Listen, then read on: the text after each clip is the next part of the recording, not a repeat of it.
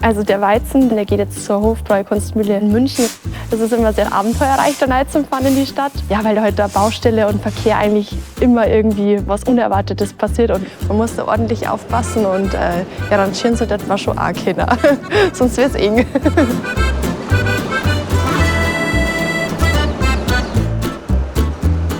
Ja, wir fahren da oft durch in der Maximilianstraße. Aber dass ich da shoppen gehe, da ich weiß jetzt nicht, in dem Gewand hatten sie wahrscheinlich nicht einmal reinlassen.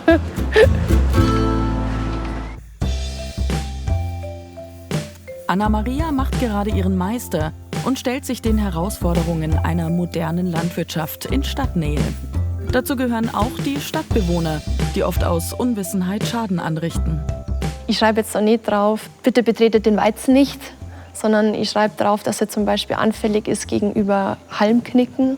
Vor allem mit diesem Halmknicken, wo ich vielleicht die Leute so ein bisschen darauf aufmerksam machen, ja, wenn sie in den Weizen reingehen und die Weizenpflanzen umknicken, dass sie dann halt was Falsches machen, weil der Weizen das ja nicht mag. Es ist ganz klar, wenn der Halm umknickt, ist die Pflanze gestorben. Gell? Also die steht nicht mehr richtig auf. Zu einem wichtigen Werkzeug ist Anna-Maria ihr Smartphone geworden. Grüß euch beieinander. Ich bin bei uns am Feld heraus. Und hinter mir könnt ihr einen Raps sehen, dann an Soja und auch den Winterweizen. Jetzt gehen wir gleich mal hier zu dem.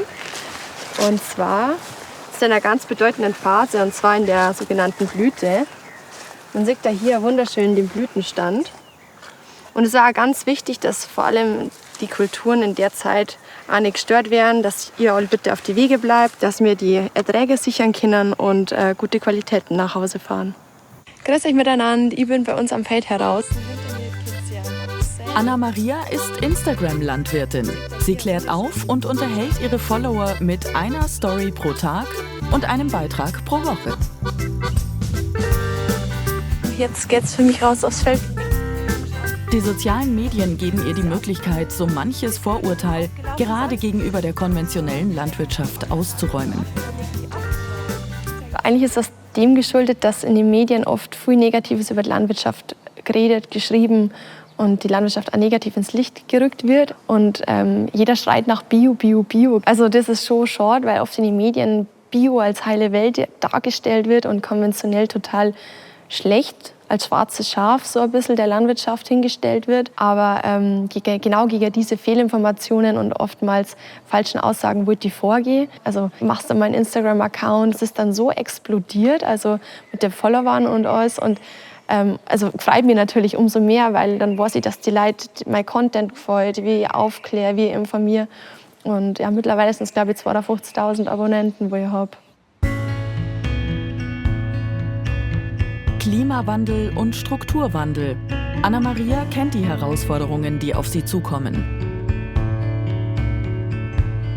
Papa hat mich vor sowas nie gewarnt. Also, ich mein, es ist ja jetzt auch mit der Zeit erst gekommen. Also seitdem, dass ich im Betrieb eingestiegen bin, kommen ja erst die Herausforderungen. Das heißt, ich wachse jetzt langsam mit rein. Für mich ist es ja jetzt auch ein Stück Normalität.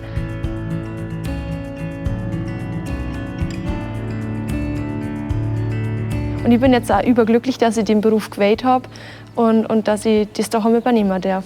Genau, ein Stück weit auch stolz, dass der Papa mich lässt. Dazu gehört auch der Umgang mit schweren Maschinen.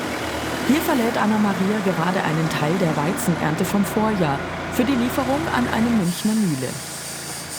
Den Weizen verkaufen die Stürzers nie auf einmal. Auch hier wird das Smartphone zum nützlichen Werkzeug. Anna-Maria checkt Börsenkurse. Wir werden unsere Ernte praktisch lagern und mit dem Getreide ein bisschen spekulieren, um bestmögliche Preise zu erzielen. Der Weizen wird weltweit an der Pariser Börse gehandelt. Um 11 Uhr öffnet die Börse Martiv. Dann spekuliert Anna-Maria. Manchmal verspekuliert sie sich auch.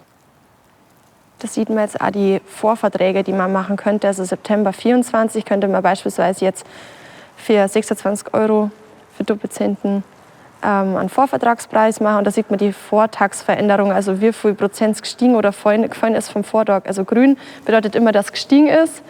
Und wenn jetzt rote Zahlen geschrieben werden würden, dann wäre er im Gegensatz zum Vortag gefallen. Ja, wir waren jetzt in dem Jahr schon, ich glaube, bei 18 € mal herunten beim Weizenpreis. Also 26 € auf jeden Fall stark.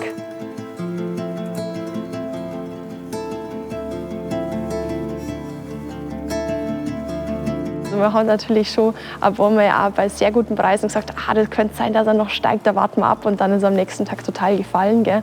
Aber im Prinzip, glaube ich, sind wir durch diese Einlagerung und Verkauf dann innerhalb vom Jahr eigentlich immer bis jetzt ganz gut gefahren. Am nächsten Morgen herrscht um 5 Uhr schon Betrieb am Stürzerhof. Die Weizenlieferung muss ins Zentrum der Münchner Innenstadt geliefert werden. Möglichst noch vor der Rush-Hour. Wir können eigentlich wie immer die Baustelle erwarten an der Isarbrücke und dann natürlich ein Haufen parkende Autos und eine Baustelle direkt bei der Hofbräukunstmühle mit Betonwänden. Also man muss da ordentlich aufpassen und rangieren sollte man schon auch können. Sonst wird es eng.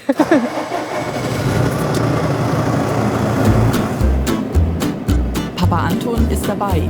Für einen allein wäre die Fahrt in die Stadt nicht machbar. Denn dafür braucht's vorne und hinten Augen.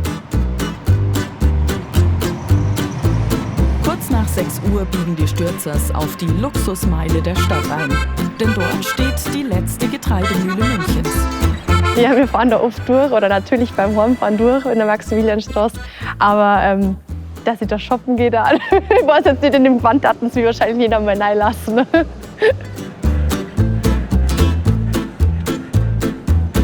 Jetzt wird's eng. Die Zufahrt kann nur mit jedem Anhänger einzeln befahren werden. Nacke mal ein bisschen. Ja, kommst weg. Geht's? Ja. Das Getreide muss über ein Förderrohr abgelassen werden. Ihr müsst mir was sagen? Ja, jetzt warte mal, mit der man zuerst raus. Ist gut so. Ja. Komm schon. Holz brauchen wir. Holzglitzel, ja. Als Alternative tut's auch ein Schildständer. Gut. Jetzt bist du wieder ganz drum. Nein, halt, du stehst auf. Nein, du kannst aber so nicht abladen. Papa, hör mir halt mal zu, du kannst so nicht abladen. Das läuft hinten aus. Du bist viel zu weit hinten gefahren. Ja, dann musst du den weiter reinschieben. Ja, hab ich dir ja gesagt, dass du weiter vor sollst. Oh, Wahnsinn, der Typ, auch gerade heute. Ich hab den Kipper da schon fast einmal umgeschmissen. Probier's einmal, das geht Nein, schon. so. Das geht schon. Das Problem ist, dass der Kipper vom Hubkolben praktisch schon recht schief ist. Weil wir den einmal schon zu weit aufgehoben haben. Und wenn wir den jetzt praktisch ohne dem Unterlegteil da nur mehr aufheben, dann wird der immer schärfer. Zur Vermeidung von zu viel Staub ist der richtige Öffnungswinkel der Luke entscheidend. Du musst den Sack zu haben, dann staubt's nicht. Ja, ich weiß. Aber Der muss voll, genau. ich habe nur immer Angst, wenn er dann voll wird, dass er überläuft. Ja, ich glaube, das ist ja genau das, was man macht, oder? Als Senior in dieser Beziehung den jungen Leuten zu zeigen, wie es geht und dann begleitend. Und später müssen sie es natürlich mal alleine machen, ja. Der Müller nimmt Proben. Das Korn darf keinesfalls verschimmelt riechen und auch nicht zu feucht sein. Und Herr Blume, vom Geruch passt, oder? Weil Sie schon gerochen haben, oder? Stefan Blum, der letzte Münchner Müller, weiß es noch nicht genau. Sicherheitshalber nimmt er noch eine Probe fürs Labor. Aber bisher gab es keine Beanstandungen. Hinter der Bäckerei rieselt das Getreide in Silos. Blum malt daraus Mehl für die Stadt. Also unsere Landwirte haben es alle vor dem Regen reingebracht. Das war ja letztes Jahr während der Ernte das Problem, dass irgendwann einmal geregnet hat und immer aufgehört.